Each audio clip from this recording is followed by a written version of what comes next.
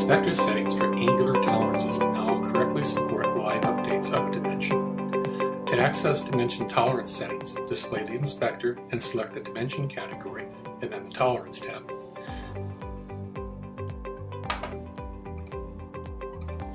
You can now change the angular setting and the dimension will update accordingly.